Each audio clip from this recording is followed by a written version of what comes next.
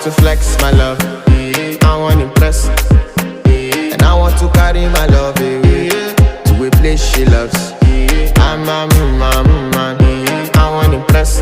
and I want to carry my love away